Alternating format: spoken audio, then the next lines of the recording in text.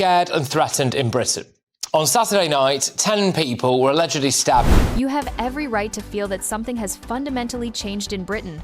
The headlines are no longer just news, they feel like a warning. In the last year alone, nearly 50,000 knife-related offenses were recorded. That is one every few minutes.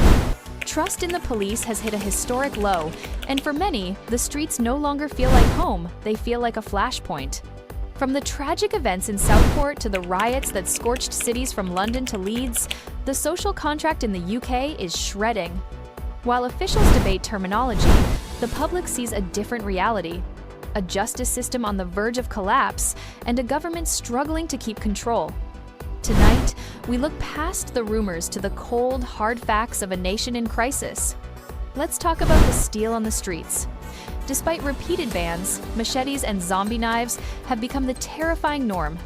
While the government claims murder rates are fluctuating, the public sees the near misses, the 150-plus attacks involving weapons in and around schools.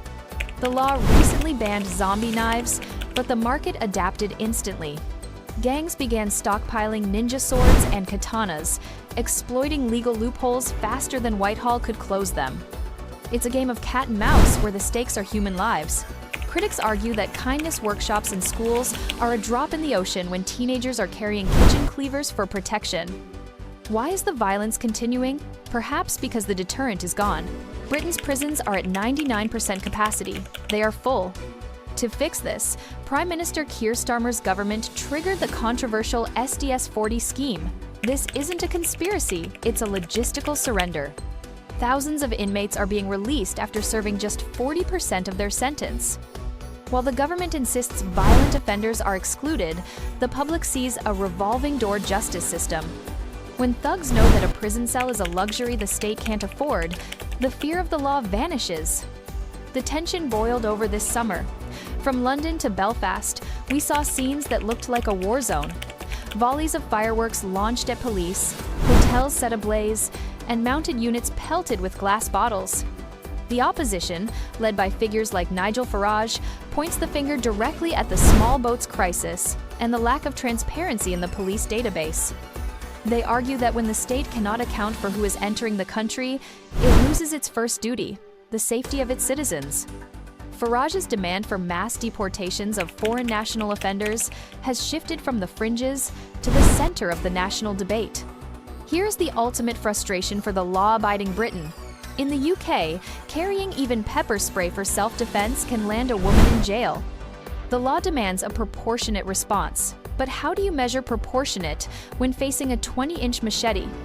The demand for the castle doctrine, the right to defend your home with force, is skyrocketing. On social media, millions are asking, if the police are overwhelmed and the prisons are full, why am I being criminalized for protecting my family? The gap between the woke dogma of Whitehall and the survival instinct of the high street has never been wider. Britain isn't just facing a crime wave, it's facing a reckoning.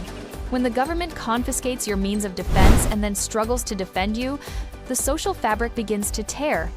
We are seeing the balkanization of cities, where communities organize their own patrols because they no longer trust the thin blue line to arrive in time. Tonight wasn't just about statistics. It was a reminder that safety is the foundation of democracy.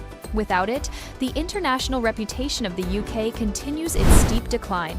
The era of relying solely on a spreadsheet in Whitehall is over.